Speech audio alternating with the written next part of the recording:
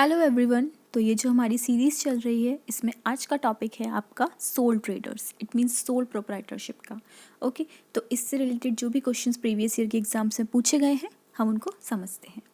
First question आपको दे रखा है, in sole proprietorship business the liability of the sole proprietor is. देखिए, सोल प्रोप्राइटर बिजनेस क्या होता है कि इसमें जो बिजनेस होता है इसका एक ही ओनर होता है, मतलब एक ही इसका मालिक होता है। ओके, तो मतलब सोल प्रोप्राइटर, ठीक है, एक ही अकेला इंसान है तो वही प्रॉफिट लेगा, वही नुकसान को झेलेगा, ठीक है, वही सब कुछ करेगा क्योंकि वही एकलौता मालिक है। जैसे पार्टनरशिप में पार्टनर्स होते हैं, दो मिनिमम तो होते ही हैं, ठीक है। तो ऐसी सोल प्रोप्राइटरशिप में एक अकेला इंसान होता है, ठीक है। तो ये बोल रहा है कि जो लायबिलिटी जो होगी वो कैसी होगी, इसमें सेकेंडरी, लिमिटेड, अनलिमिटेड या फिर जॉइंट लायबिलिटी।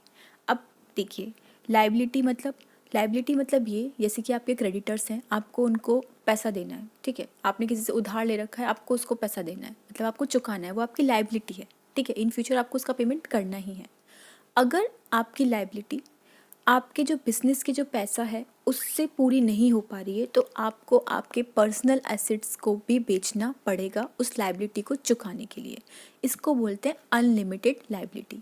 अनलिमिटेड का मतलब मैंने आपको बताया कि अगर आपके बिजनेस का जो पैसा है उससे आप लायबिलिटी नहीं चुका पा रहे हो तो आपको आपके पर्सनल एसेट्स बेच करके उस लायबिलिटी को चुकाना पड़ेगा।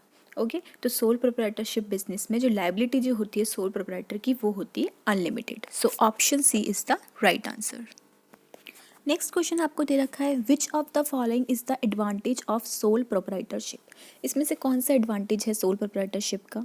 ईज इन्फॉर्मेशन, ईजिली आप उसको फॉर्म कर सकते हो, ठीक है, कोई ऐसी बहुत ज़्यादा रिक्वायरमेंट्स की ज़रूरत नहीं है, बहुत ज़्यादा कोई प्रोसीजर लंबा नहीं है।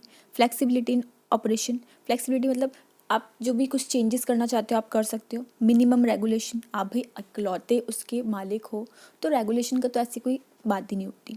तो ये सारे ही इसके एडवांटेजेस हैं। So option D, all of the above is the right answer. Next question हम देखते हैं, आपको दे रखा है, the person who bears a risk to produce goods और services to earn profit is called. वो पर्सन जो कि सारी रिस्क को झेलता है, ठीक है, और प्रोड्यूस करता है गुड्स एंड सर्विसेज को ताकि वो प्रॉफिट को अर्न कर सके, तो वो कौन होता है? एंटरप्रेन्योर, प्रोफेशनल, ट्रेडर या फिर इन्वेस्टर? तो वो होता है एंटरप्रेन्योर, मतलब उसका जो ओनर है, मालिक जो है, ठीक है, तो वही होता है जो, अब भैया वो बिजनेस चला रहा है तो वही रिस्क को झेलेगा और वही प्रॉफिट को होगा तो प्रॉफिट को अर्न भी करेगा। ओके, तो option A entrepreneur is the right answer. Next question आपको दे रखा है, one of the disadvantages of sole proprietor organisation is. Sole proprietor का एक डिसएडवांटेजेस इनमें से क्या है? Unlimited liability, secrecy, lower cost of management या फिर ऑल ऑफ द अबव? देखिए, सीक्रेसी तो इसमें रहती ही रहती है क्योंकि एक इकलौता मालिक होता है, उसी के पास सारे जो भी उसके आपके सीक्रेट्स हैं वो उसी को पता होते हैं, ठीक है, वो और किसी से क्या शेयर करेगा। लोअर कॉस्ट ऑफ मैनेजमेंट लगती है, ज़्यादा बड़े उस पर लेवल पे नहीं होता। बट लायबिलिटी कैसी होती है? अनलिमिटेड। अगर आपको पेमेंट करना है अपने क्रेडिटर्स का या फिर जो भी आपने लोन ले रखा है तो आपको उसके लिए अपने पर्सनल एसेट्स को भी बेचना पड़ेगा अगर बिजनेस से वो चीज़ रिकवर नहीं हो पा रही है तो। ओके, तो ये एक इसका डिसएडवांटेज है। So option A unlimited liability is the right answer. Next question आपको दे रखा है, फॉर्म्स ऑफ बिजनेस ऑर्गेनाइजेशन। तो देखिए, एकल व्यवसाय मतलब सोल ट्रेडर भी होते हैं, साझेदारी मतलब पार्टनरशिप भी होती है और कंपनी भी होती है। तो ये सारे फॉर्म्स हैं बिजनेस ऑर्गेनाइजेशन की। So option D, all of this is the right answer. Next question, secrecy of which form of organisation is superior. देखिए, सीक्रेसी किस में सबसे ज़्यादा अच्छे से रहती है? गोपनीयता की दृष्टि से व्यवसायिक संगठन का कौन सा स्वरूप श्रेष्ठ है, मतलब सबसे अच्छा है? एकाकी साझ व्यापार मतलब सोल प्रोप्राइटरशिप, कंपनी, पार्टनरशिप या फिर सहकारी समिति? तो देखिए, हमने पढ़ा था कि सोल प्रोप्राइटरशिप में एक ही अकेला प्रोप्राइटर होता है तो सारी जो चीज़ें रहती है वो उसी के नज़र में रहती है और वो किससे शेयर करेगा क्योंकि वो अकेला है। तो जो सीक्रेसी सुपीरियर जो रहती है वो रहती है सोल प्रोप्राइटर मतलब एकाकी व्यापार में। So option A is the right answer. Next question आपको दे रखा है, sole traders are not suitable for those business. ये जो सोल ट्रेडर्स हैं ये किसके लिए सुइटेबल नहीं है? जो कि आकार में बड़े हों, मतलब जो कि साइज़ में बड़े हों, जहाँ कम पूंजी की आवश्यकता हो, जहाँ कैपिटल कम की ज़रूरत हो, जहाँ जोखिम की मात्रा अधिक ना हो, मतलब रिस्क ज़्यादा ना हो, और जिसमें ग्राहकों पर व्यक्तिगत ध्यान देना आवश्यक हो, मतलब आपका एक पर्सनल कॉन्टैक्ट रहे कस्टमर से। तो देखिए, सोल ट्रेडर में आपको कैपिटल भी ज़्यादा नहीं लगा पाते, क्योंकि एक अकेला इंसान होता है। अगर 2 लोग लगा रहे हैं तो ऑब्वियसली बात है ज़्यादा कैपिटल लगेगा ही। यहाँ एक अकेला इंसान होता है तो एक लिमिटेड कैपिटल लगाता है वो। यहाँ पर एक अकेला इंसान ही रिस्क को झेलता है, ठीक है, तो वो बहुत ज़्यादा रिस्क नहीं झेल पाएगा। यहाँ पर एक अकेला इंसान होता है तो वो कोशिश करता है कि वो कस्टमर से अपना कॉन्टैक्ट बना करके रखे, ओके। बट ये बहुत ज़्यादा बड़े साइज़ में नहीं होता, सोल प्रोप्राइटर थोड़ा स्मॉल साइज़ में ही होता है। तो इनमें से कौन सा स्वीटेबल नहीं है? Large in size. So option A is the right answer. Next question आपको दे रखा है, which of the following statement is incorrect? इनमें से कौन सा गलत है? तो देखिए, जो फर्स्ट ही आपको बता रखा है कि साझेदारी में साझेदारों की न्यूनतम संख्या 4 होती है, मतलब जो पार्टनरशिप है उसमें पार्टनर्स मिनिमम 4 होते हैं, ये तो गलत है, क्योंकि मिनिमम पार्टनर्स कितने होते हैं? 2। सो option A is the right answer. तो देखिए, बाकी सारी चीज़ें तो ठीक है कि पार्टनरशिप में मैक्सिमम 20 होते हैं, बट बैंकिंग के केस में कितने होते हैं? 10, ओके। और जो आपका सोल ट्रेडर था वो सबसे प्राचीनतम स्वरूप है उसका, और जो साझेदारी में पंजीकी करना ऐच्छिक मतलब रजिस्ट्रेशन जो है वो ऑप्शनल होता है, कंपलसरी नहीं होता पार्टनरशिप में। तो ये सब सही स्टेटमेंट है। जो इनकरेक्ट है वो ऑप्शन ए है। नेक्स्ट क्वेश्चन आपको दे रखा है, the earliest form of business organisation. तो ये भी हम पढ़ चुके हैं, जो अर्लीस्ट फॉर्म है बिजनेस ऑर्गेनाइजेशन का वो है सोल ट्रेडर, मतलब सोल प्रोप्राइटरशिप।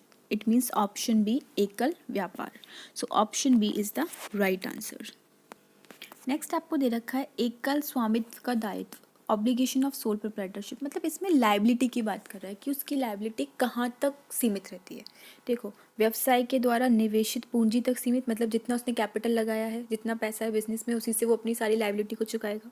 या फिर व्यावसायिक संपत्तियों के मूल्य तक सीमित, जो भी संपत्ति हैं, ठीक है, जैसे एसेट्स वगैरह जो भी हैं, उसको जो बिजनेस के हैं उसका जितना पैसा मिलेगा सिर्फ उतने से ही चुकाएगा। या फिर व्यावसायिक संपत्तियां तथा उसकी समस्त निजी संपत्तियां, तो ये हमने पढ़ा था कि उसकी लायबिलिटी अनलिमिटेड होती है। तो जो व्यवसाय की संपत्तियां, मतलब जो बिजनेस की प्रॉपर्टी है, अगर उनसे लायबिलिटी नहीं चुक पा रही तो वो अपनी निजी मतलब पर्सनल एसेट्स को भी बेच करके उनको चुकाएगा। It means option C is the right answer. Next question, India has the maximum number of forms of business organisation. तो ये हम फिर से रिपीट हुआ है क्वेश्चन कि इंडिया में maximum number of business organisation कौन से हैं? तो वो है आपका सोल ट्रेडर, मतलब सोल प्रोप्राइटरशिप, मतलब एकल व्यापार। So option D is the right answer. Next question आपको दे रखा है, व्यावसायिक संगठन का वह प्रारूप। देखिए, इसको हिंदी में पढ़ लेते हैं, आपको समझ में आ जाएगा जो इंग्लिश वाले हैं। व्यावसायिक संगठन का वह प्रारूप जिसके लिए कोई विशिष्ट अधिनियम नहीं बनाया गया। देखो, अधिनियम से मतलब हमें समझ में आ रहा है, जैसे इसमें रूल्स बनाए गए ना कि इस एक्ट के अकॉर्डिंगली, इस एक्ट के अकॉर्डिंगली, तो किसके लिए कोई भी एक्ट, कोई भी रूल नहीं बनाया गया। व्यावसायिक संगठन मतलब ये जो हम पढ़ते हैं ना, सोल ट्रेडरशिप, पार्टनरशिप, इनके लिए, ठीक है। तो किसके लिए नहीं बनाया गया है? तो हम देखो एक बार इसकी एक्सप्लेनेशन पढ़ लेते हैं तो आपको समझ में आ जाएगा। किसी विशेष कार्य को संपन्न करने हेतु सर्वप्रथम उसके बारे में नीतियाँ एवं रणनीतियाँ तैयार की जाती हैं, मतलब जो भी रूल्स वगैरह हम बनाते हैं और उसके बारे में लिखते हैं कि हमें इसके अकॉर्डिंगली काम करना चाहिए, और एक विशिष्ट अधिनियम भी बनाया जाता है। किंतु एक जो सोल ट्रेडर है ना, वो एक ऐसा है जिसके लिए कोई भी विशिष्ट अधिनियम नहीं बनाया है। जबकि हमने देखा होगा कि हम पार्टनरशिप एक्ट 1932 के तहत जो गाइडलाइंस दे रखी है उसके अकॉर्डिंगली करते हैं, ठीक है। कंपनी को हम कंपनी एक्ट 1956, जो कि अब अमेंडमेंट हो गया है 2013, उसके अकॉर्डिंगली काम करते हैं।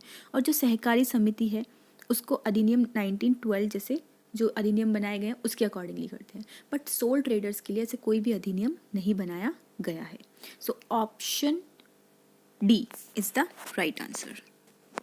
नेक्स्ट क्वेश्चन आपको दे रखा है, which is the oldest form of organisation. तो ये हमने शायद आपने नहीं पढ़ा होगा अभी। जो ओल्डेस्ट फॉर्म ऑफ ऑर्गेनाइजेशन है वो है आपका लाइन ऑर्गेनाइजेशन, ओके, मतलब रेखीय संगठन। So option B is the right answer. Next आपको दे रखा है, the member of a private company. देखिए, जो प्राइवेट कंपनी के जो मेंबर्स होते हैं are entitled to transfer their shares, वो अपने शेयर्स को ट्रांसफ़र तो कर सकते हैं, बट उन रिस्ट्रिक्शंस के अकॉर्डिंगली जो कि आर्टिकल ऑफ एसोसिएशन में लिखे गए हैं, उनके में जो रिस्ट्रिक्शंस हैं उसके अकॉर्डिंगली ही हम अपने शेयर्स को ट्रांसफ़र कर सकते हैं। So option C is the right answer. Next आपको एक स्टेटमेंट दे रखा है कि one man control is the best in the world. तो ये स्टेटमेंट किसने दिया है? ये स्टेटमेंट दिया है आपका विलियम आर बेसेट ने। So option C is the right answer. Next question आपको दे रखा है according to Hindu law Hindu undivided family are governed by. तो हिंदू अनडिवाइडेड फैमिली जो है हिंदू विधि के अनुसार हिंदू अविभाजित परिवार जिससे नियमित होते हैं वो है मिताक्षरा स्कूल, दया भागा स्कूल या फिर दोनों मिताक्षरा और दया भागा स्कूल या फिर लाइनरी डिसेंडेंट स्कूल।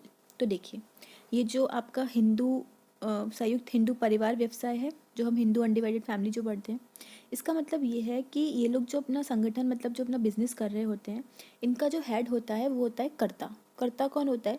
जो उनकी फैमिली का जो मेल मेंबर जो हेड होता है वो होता है कर्ता। तो ये उसके अकॉर्डिंगली वो जो बताएगा उसके ऑर्डर्स के हिसाब से ये लोग काम करते हैं।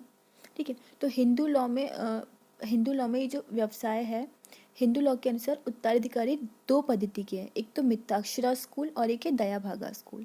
ये जो दया भागा स्कूल है ये वेस्ट बंगाल में लागू है। ठीक है, मतलब वेस्ट बंगाल से है।